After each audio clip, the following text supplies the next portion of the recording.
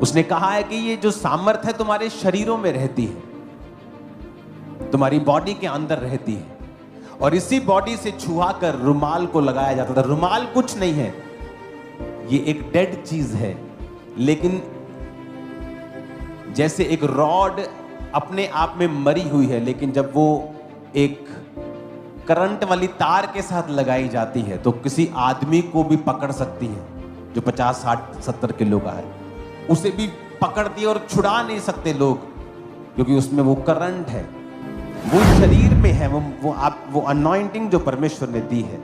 इसलिए वचन कहता है कि जीसस क्राइस्ट के कपड़े के छोर को जब उस औरत ने छुआ तो परमेश्वर ने कहा मेरे शरीर में से सामर्थ निकली है। आपकी लाइफ में परमेश्वर का वचन इस प्रकार से कहता है, उसने कहा स्वर्ग का राज्य एक छोटे मस्टर्ड सीड के समान है।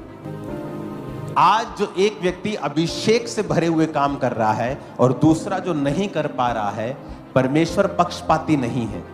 तो जिस तरह पुराने नियम में अलग अलग समय पर दाऊद को मसा किया गया, नया नियम अलग है।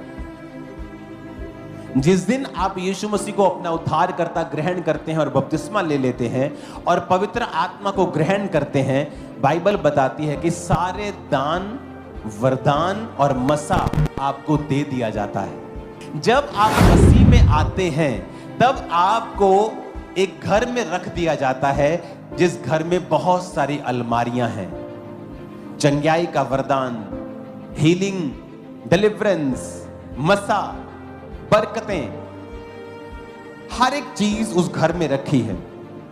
अब कोई तो है जो उस चाबी का प्रयोग करता है और चाबी लगाना सीखता है और धीरे धीरे देखता है कि मुझे क्या क्या मिला है और मैं इसे कैसे इस्तेमाल कर सकता हूं। और कोई तो उन चाबियों को जेब में रख लेता है और सारी उम्र एक गरीब की तरह जीवन बिताता है, जबकि वो उस घर की सारी आशीषों का फायदा ले सकता था।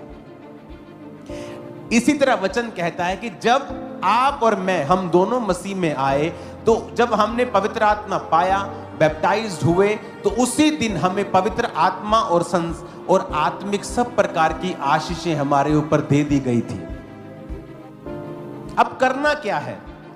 अब मुझे जब पवित्र आत्मा मिला और मसा मिला, अब मुझे उस मसे को प्रोटेक्ट करना है और उसमें बढ़ना है। कैसे? अब मैं जब मसीह में आया तो मुझे देखना है कि क्राइस्ट के फिनिश्ड वर्क क्या है।